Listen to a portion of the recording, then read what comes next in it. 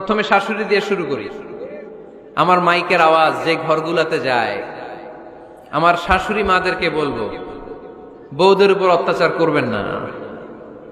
ছেলেরে প্রশ্ন করে, তোর কাছে তোর বউ বড় না আমি বড়? আছে না নাই? এটা একটা প্রশ্ন হইল। তোর বউ বড় না আমি বড়? দুইজনেই বড়। তো এক ছেলে সুন্দর উত্তর দিছে, আমার কাছে ভালো লাগছে উত্তরটা শুনে। এক মা প্রশ্ন করছে, তোর এতদিন আমি লালন পালন করে বড় করলাম, জীবন যৌবন তোর জন্য শেষ করলাম, আজকে বউ পাইয়া বউ তোর আপন হয়ে গেল? এবার ছেলে উত্তর দিছে, মা, আমার মুখ থেকে মা ডাক শোনার জন্য তুমি কি কষ্টটাই না করছো জীবনে।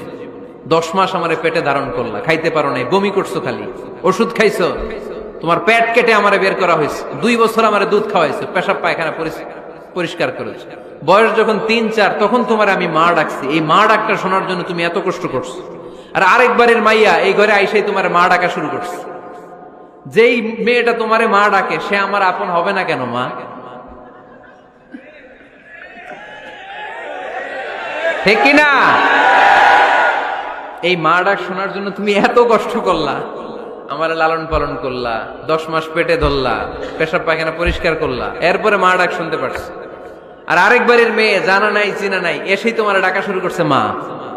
তো যে আমার মারে মা ডাকে তার স্থান তো আমার কলিজায়, ঠিক কিনা? শাশুড়ি আম্মারা যারা আছেন, প্লিজ বৌমাদেরকে কষ্ট দিয়েন না।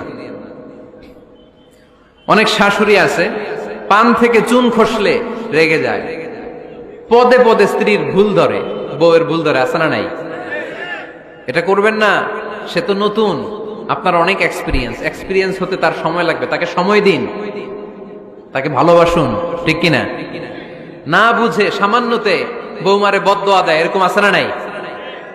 কিন্তু বুঝতে চায় না, বৌমারে যদি বদদোয়া দেয় তাহলে তার নিজ ছেলের পরিবারের ক্ষতি, পেটে ধরা যে ছেলে, ছেলের পরিবারের কিন্তু ক্ষতি, তার আপন নাতি নাতনিদেরই ক্ষতি। আওয়াজ করে বলেন ঠিক কিনা?